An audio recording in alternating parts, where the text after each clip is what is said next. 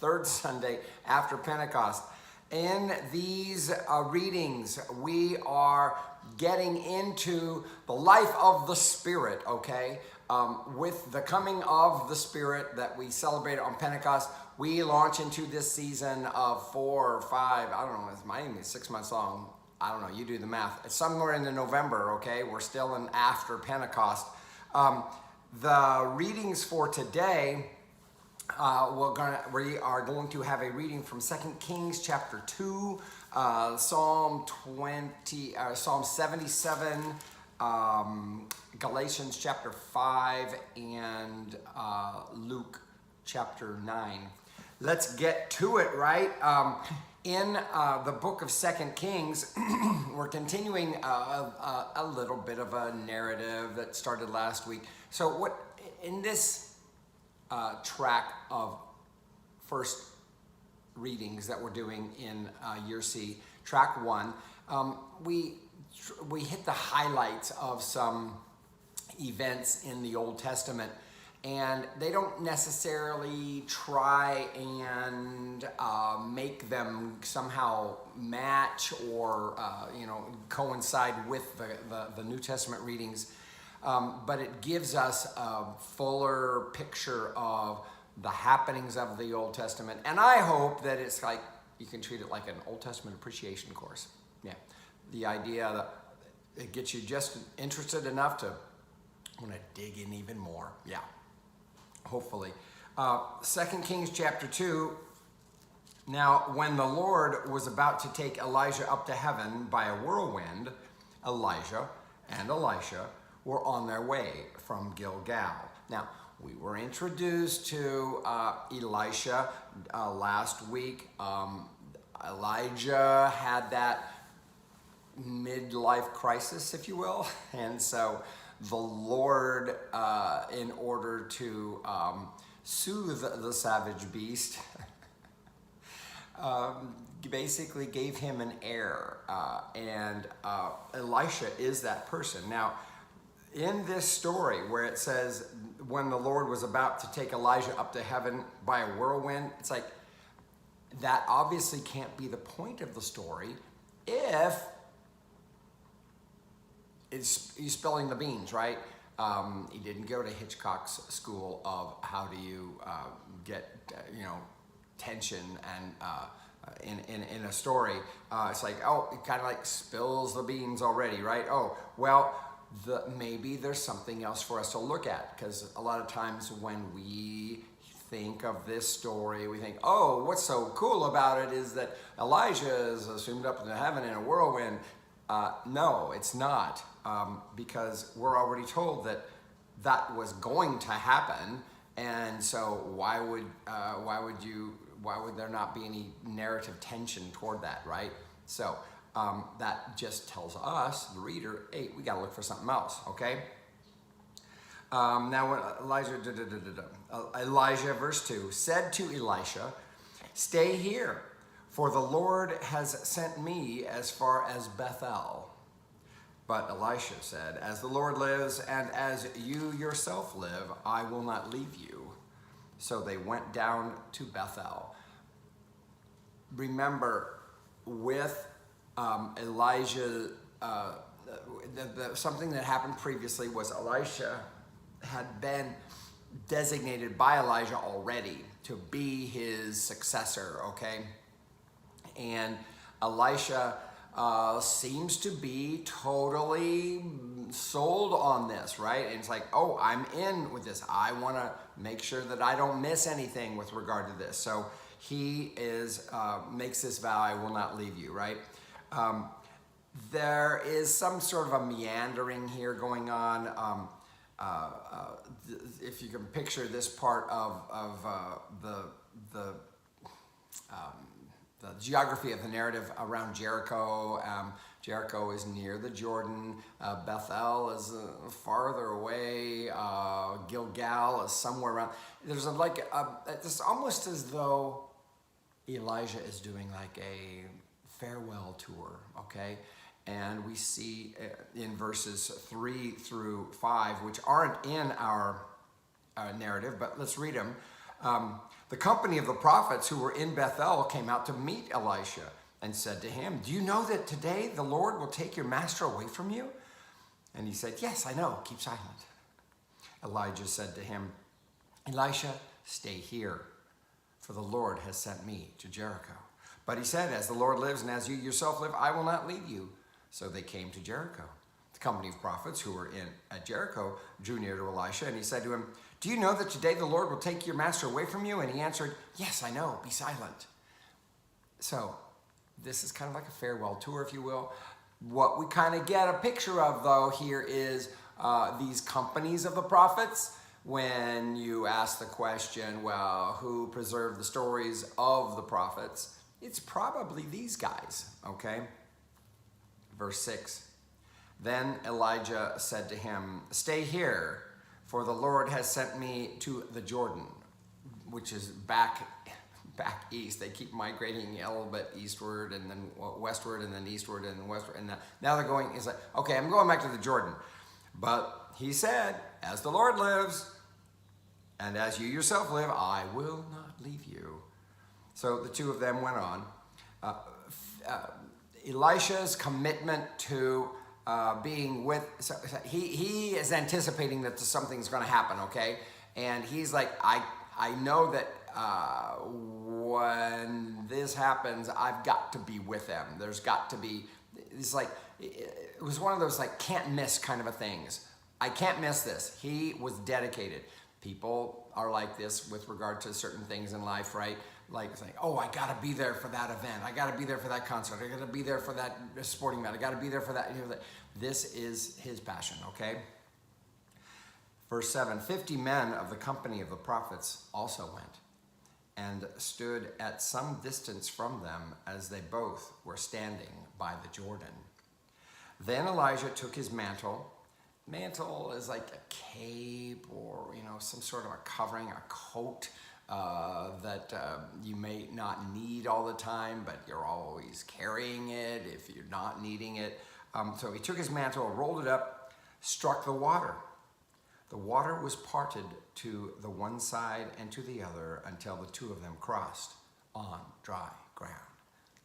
This is supposed to evoke memories of times when water stopped and crossings were done on dry ground before. There's at least two of these prior. One of them, of course, was Moses leading the children of Israel in the Exodus from Egypt. And another time was Joshua when they were entering the promised land and they were crossing with the Ark of the Covenant. Yeah, so whenever there's a crossing, there's something surreal going on, okay?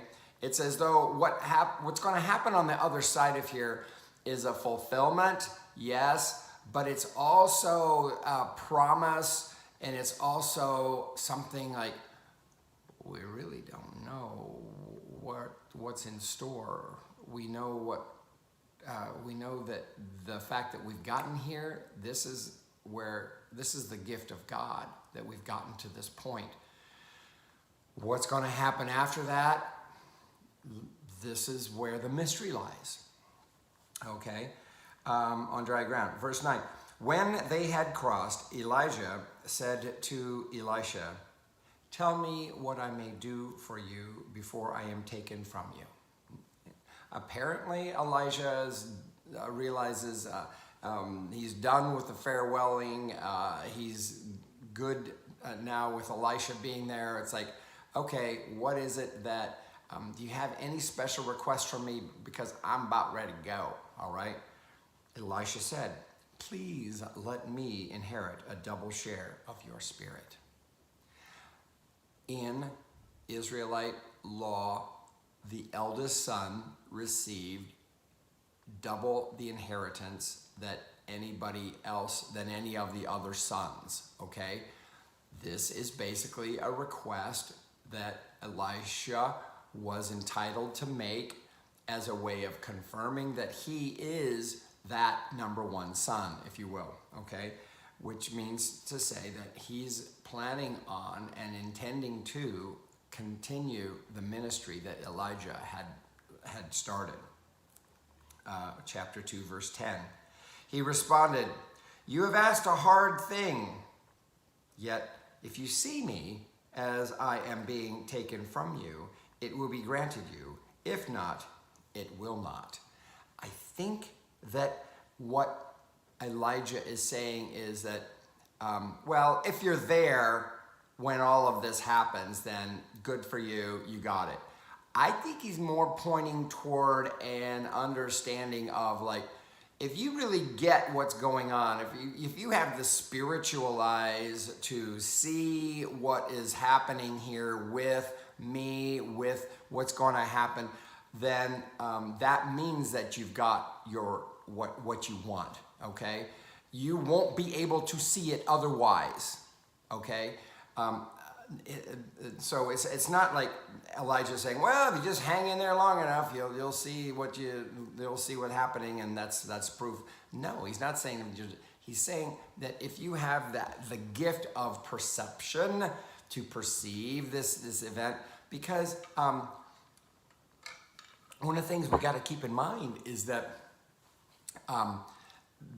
what's about to happen, it might not necessarily be something that just anybody could see, right? It's as though he's saying to him, there's a certain spiritual awareness that you have to possess in order to see what's happening. Look at this, verse 11. As they continued walking and talking, a chariot of fire, okay? A chariot of fire and horses of fire separated the two of them, and Elijah ascended in a whirlwind into heaven. Notice it doesn't say he actually got on the chariot, doesn't say the horses were pulling him up. It says he ascended in a whirlwind, okay, into heaven. This is an event that we only get Elisha to see, right? The narrator, as he's narrating it, is definitely narrating it from what Elisha is seeing, because the promise is that if you have the eyes to see this, then that's how you'll know that you're my successor and you'll get what you ask. Because only I, as your father, could give you that double portion, right? A chariot of fire and horses separated the two. Elisha kept watching and crying out, "Father, Father." Now this is what you would call someone. I mean, he's basically treating him like his father, because his father, Elijah, in deputizing Elisha, said, you want a double portion? You want to be my son? Then you're going to have the spiritual eyes to see what's happening to me, okay? The chariots of Israel and its horsemen. A lot of people, when we hear this, we think that what we're seeing or what we're hearing is an expression of, like, oh, wow, look at what I'm seeing. This is more something that's being proclaimed as a title, if you will, on like a proclamation from Elisha as to who Elijah is, okay? The chariots of Israel and its horsemen. The picture is of the divine army, okay? The idea is that the ministry of the prophet is to be this divine army. The army is not an offensive army. The army is an army for defense, okay? And that's the function, that's the role of the prophet, to maintain the position of who God is in the world and to make that known. And Elisha is recognizing that that's indeed who Elijah had been, and that's indeed who he is now called upon to be. But when he could no longer see him, he grasped his own clothes and tore them in two pieces. Yeah, that's a sign of severe grief, of severe mourning. We see this in Semitic literature a lot, yes? He picked up the mantle of Elijah that had fallen from him. Notice it says just that it had fallen from. It's not, we don't ever get that Elijah placed it, just that it was left, okay? And we don't have any narration of that, of its leaving. We only have narration of Elijah seeing it and, oh, I need this, and went back and stood on the bank of the Jordan. So notice that the way this happens is Elijah's ascension happens on the other side of the Jordan.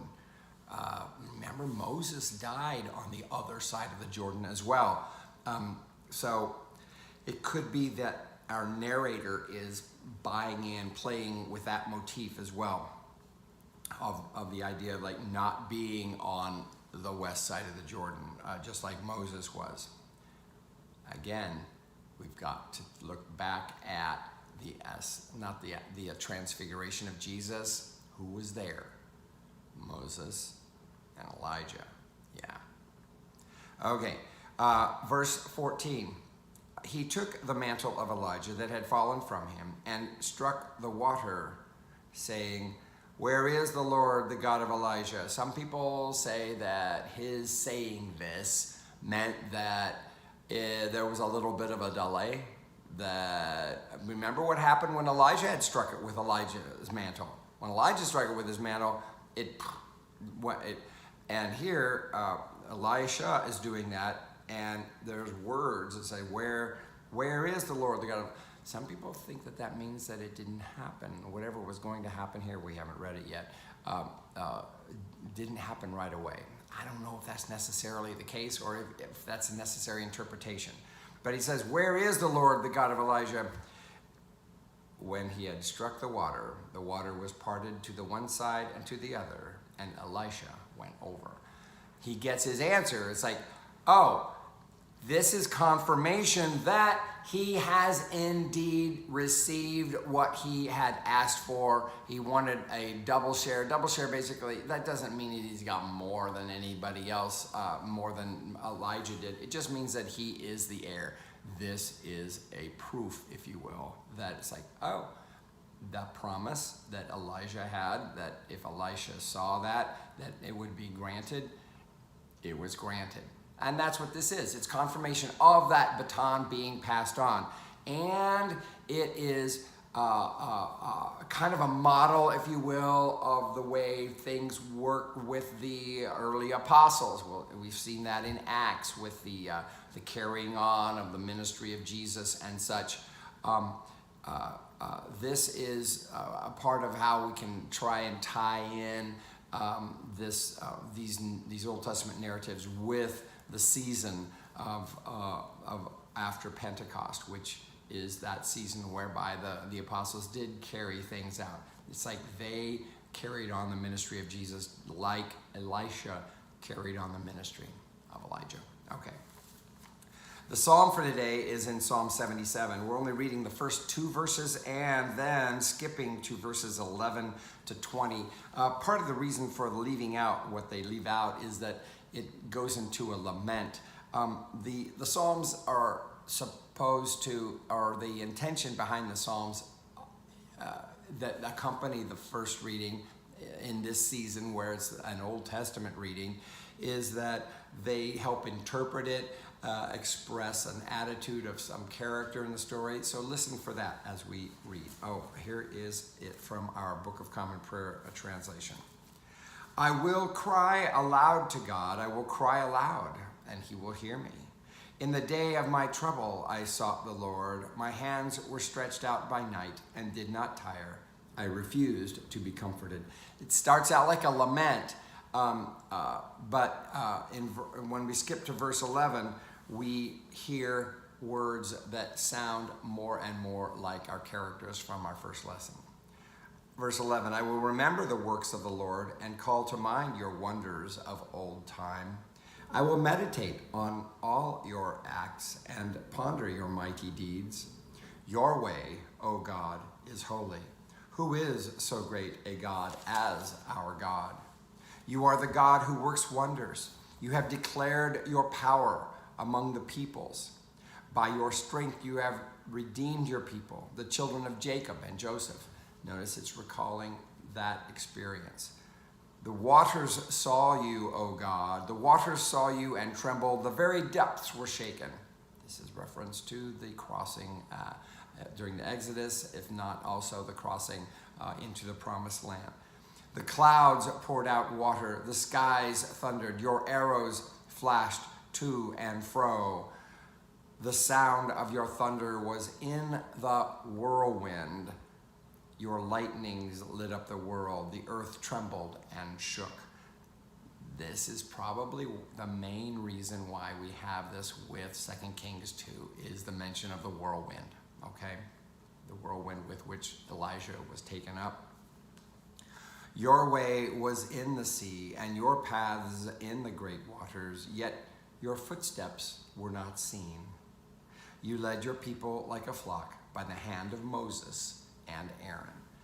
This is a psalm that is welcome in the way it folds in with the theme of what happened with Elijah and Elisha. If you think about it, the continuing of the ministry, the creation imagery, the mentioning of the elements. We don't have thunder and lightnings in our Elijah-Elisha passage, but it does give us a clue that there's a conflating, if you will, of the experience of Elijah passing on to Elisha. The same thing that we had when the Lord manifested the Lord's self in the Exodus experience and passing on, going through people, using people to minister to people, basically. The manifestations in the earthly realm, the weather type stuff, those are all clues that something is happening, but it takes somebody to actually lead, okay? This is what we have with the Elijah and Elisha story as well. Okay, we're moving on into Galatians chapter 5. Galatians is one of those letters of Paul. It was probably written in the early 70s, 60 to 68-ish is what a lot of scholars are saying. He's dealing with churches in that portion of Asia Minor where there were a lot of Jews, but yet so many Gentiles were joining the church that Paul continually had to deal with the question of like, well, how Jewish do you have to be a Christian, okay? And this is something that he's wanting to give the Gentile believers hope that that they don't need to become Jewish. And you got to remember, Paul himself was raised Jewish. Paul was the big-time defender of the law, but he saw the future of where the gospel was going, and he knew that it didn't need for people to become Jewish in order to follow this Christ. Galatians chapter 5, we're going to do the first verse and then verses 13 to 25. The first verse says, "For freedom Christ has set us free. Stand firm, therefore, and do not submit again to a yoke of slavery." This yoke of slavery, he has made it clear, is the Jewish law. Some were teaching that was necessary. Paul, that was not his teaching. And so he is being very clear that the purpose of the law, the Torah, the instruction that Israel had been under, it doesn't have to be put forth that way to people that are coming from the Gentile world. Look at this in verse 13. "For you were called to freedom, brothers and sisters. Only do not use your freedom as an opportunity for self-indulgence." The word in the Greek is sarx, which is the word for flesh. But what he means as an opportunity for the flesh, he's basically saying for self-indulgence, for self-gratification. But through love, become slaves to one another. So Paul is suggesting this new thing. Instead of focusing on, how do I make sure that I'm good? How do I make sure that, okay, I checked all the boxes. Paul is saying, no, we want to use our freedom as an opportunity to instead of sink inward, to put ourselves out there so that we can minister to others, okay? That's what he talks about, becoming slaves to one another. You don't want to be a slave to something that will demean, that demeans you or makes you less than, but something that serves and lifts up everybody. That's the kind that he's talking about. Verse 14, for the whole law is summed up in a single commandment. Now we know what the love commandment is, which is what? You shall love. Jesus said, love one another, right? You shall love your neighbor as yourself. So this is his way of restating what Jesus said. You shall love your neighbor as yourself. Jesus said, love one another, and by this people will know that you are mine, that you have love for one another. You shall love your neighbor as yourself. Notice it's a different way of saying the same thing, right? This is the distinctive of the Christian community.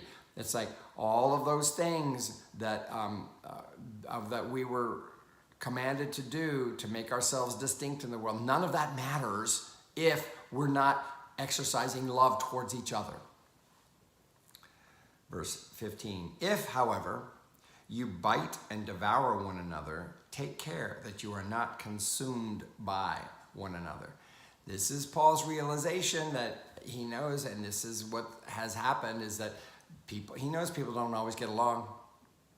He knows they don't all get along. If, however, you bite and devour one another, take care that you're not consumed, okay? Don't eat each other up, okay? Know that love is supposed to rule the day. In the end, it's love, okay? Yeah, you're not always going to get along. You're not always going to be feeling it. So Paul's advice is very good. Take care that you are not consumed by one another. Yeah, don't eat each other up and spit each other out. Verse 16, live by the Spirit, I say, and do not gratify the desires of the flesh. The desires of the flesh are those desires that separate us, that have us not be loving towards each other, that don't contribute to the community as a whole. So for Paul, the desires of the flesh find their ultimate manifestations in how they impact how we see each other, how we relate to each other. Remember that. That by the Spirit is what enables us to actually love one another. For what the flesh desires is opposed to the Spirit, and what the Spirit desires is opposed to the flesh. See, self-interest and community interest are two different things. We can't necessarily have both. For these are opposed to each other to prevent you from doing what you want. Yeah, right? Verse 18. But if you are led by the Spirit, you are not subject to the law.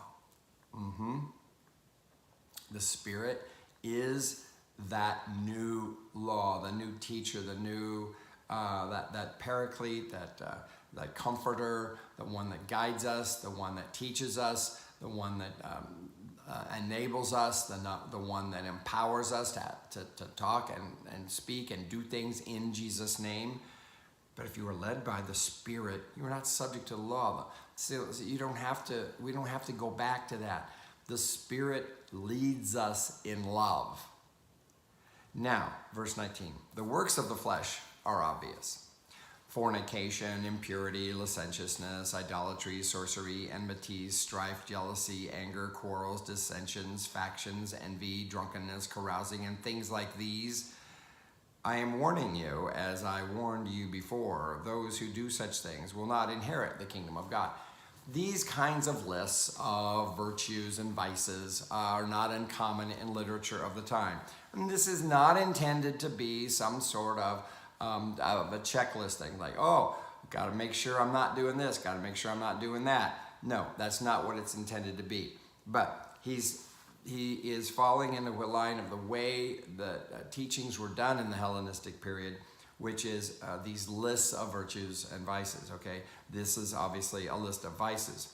The works of the flesh are obvious. So he's saying these are the kinds of things that create dissension. These are the kinds of things that don't demonstrate love towards everybody else. These are the kinds of things that don't contribute to life of the Spirit. By contrast, verse 22, the fruit of the Spirit is love, joy, peace, patience, kindness, generosity, faithfulness, gentleness, and self-control. See, those things that contribute to the upbuilding of community, okay?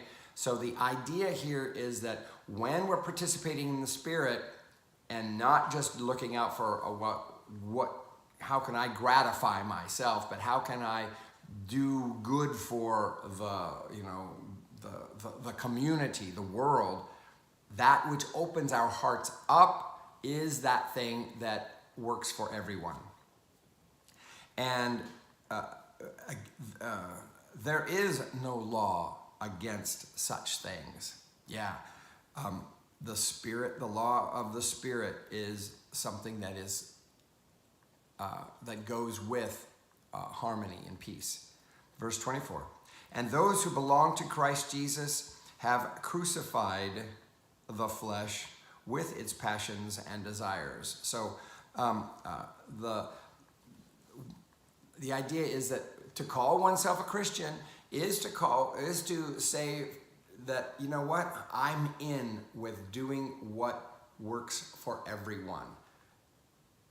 We don't always do the best with this, though, do we? It's important, I believe, that we see that our actions are not taking away from the value of the whole.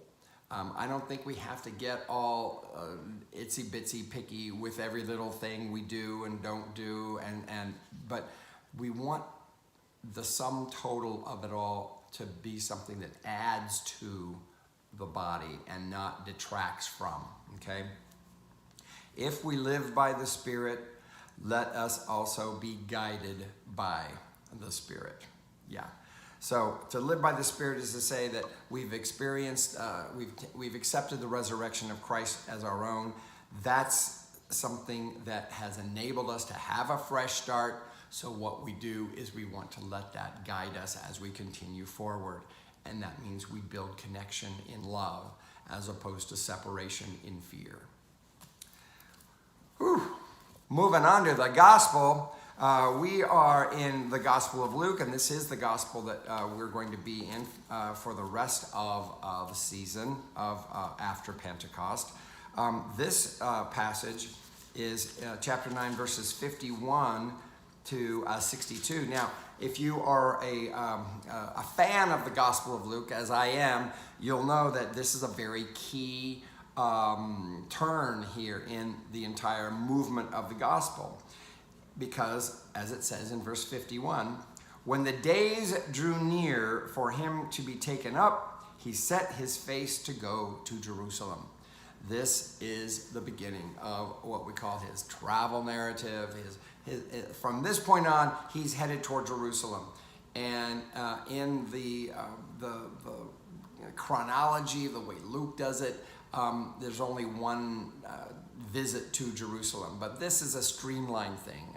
We know from John's gospel that, and what makes more sense is to see that Jesus actually did go there more than once, but Luke streamlines it, if you will, into what we call a travel narrative. And in the movement from Galilee to Judea, there is the area of Samaria, present-day West Bank. And the people in Samaria were not considered, they were a little bit ethnically not in cahoots. They were a little bit at loggerheads, if you will, the Samaritans and the Jews. And Paul is going to go through Samaritan country. And his purpose is to go to Jerusalem, because Jerusalem is where things have to go down for him to do the work that he came to do. And there's conflict in the way the Samaritans see the value of Jerusalem. Look at this, verse 52. And he sent messengers ahead of him. On their way, they entered the village of the Samaritans to make ready for him. But they did not receive him, because his face was set toward Jerusalem.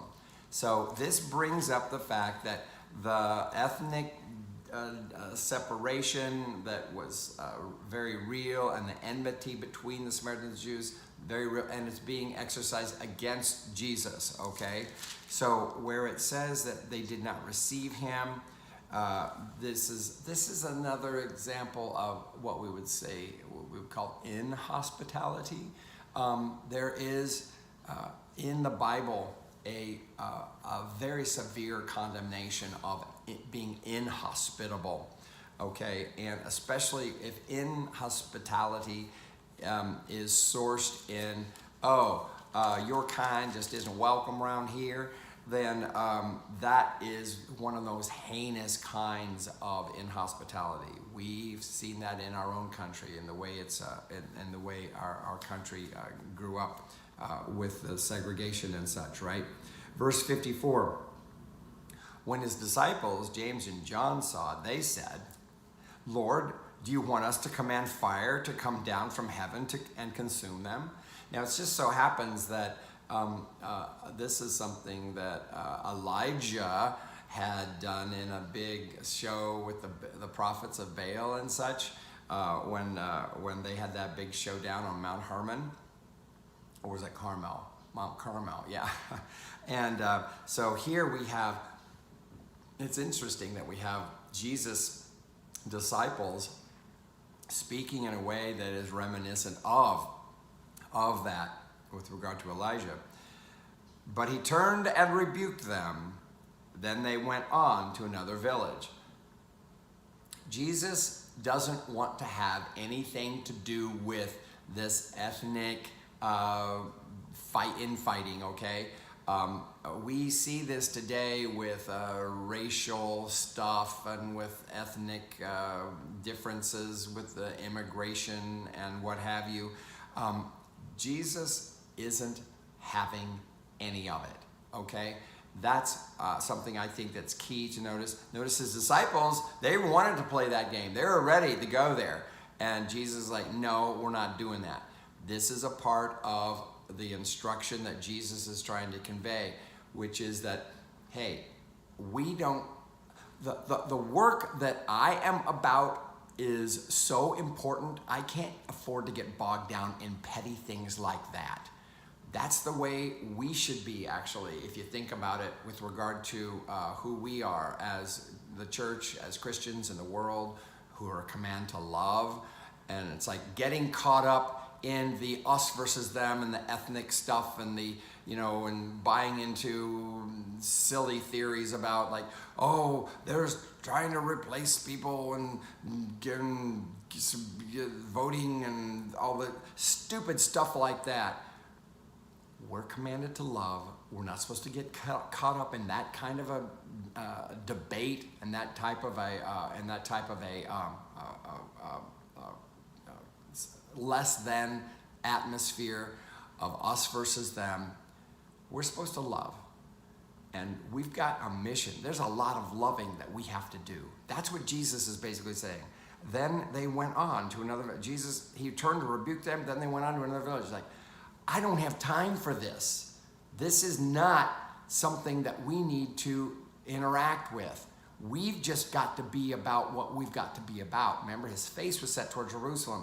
This was a motivation from love, a motivation from mission, and a motivation from regard to what he knew what he had to be doing, and nothing was going to let him stop that, especially petty ethnic rivalries and petty differences like this, and petty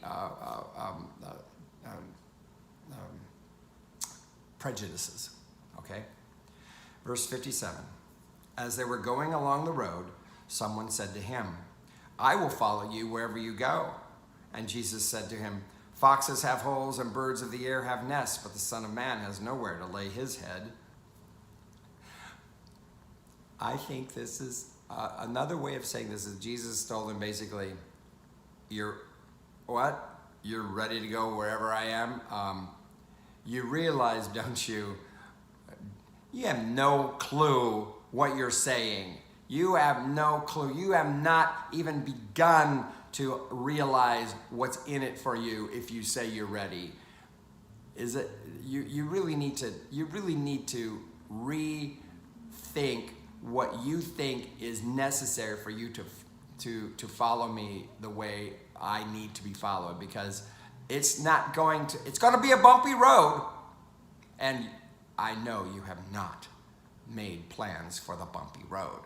This is the way, and this is kind of way all these responses are. Look at this. To another he said, follow me. But he said, Lord, first let me go and bury my father. But Jesus said to him, let the dead bury their own dead. But as for you, go and proclaim the kingdom of God. So again, the same type of thing. It's like what I'm about to do, there cannot be any dualistic way of thinking. There can't be an escape. There can't be an out, okay? I'm committed to doing it. I've set my face toward Jerusalem. Are you set to do the same? Okay? Verse 61, another said, I will follow you, Lord, but let me first say farewell to those at my home. Jesus said to him, see, Jesus is responding to the but, okay?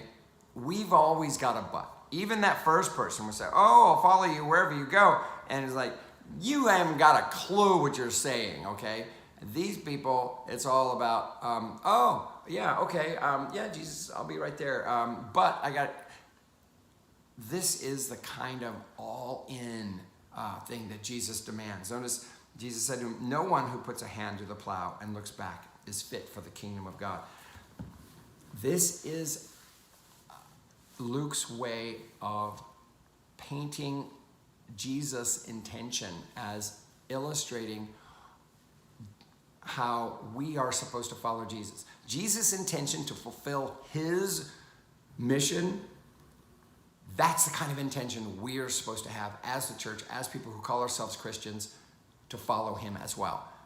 Not the easiest thing to do, but it's definitely something that we have to really let it sink in deeply. Like, do we really know what we're in for? Do we really know what it takes to love? Are we really prepared to go all the way, go the distance of what it takes to truly be love for one another and not demand one's rights? So far, we've proven ourselves not too good at that, yes? So this is the journey. This is the journey of after Pentecost. I invite you to do your own self-reflection with regard to what does it look like for you to follow this Lord? What does it look like for you to love others as he loved us? What is it like to love our neighbors as ourselves? What is it like to actually see the end, which could result in some discomfort, in even death for ourselves, for the sake of someone else? What is that like? What does life look like? And how can we thrive in that? This is part of what our scripture texts ask us to do today. Texts. All right. That is all for today, folks. Until next week, blessings.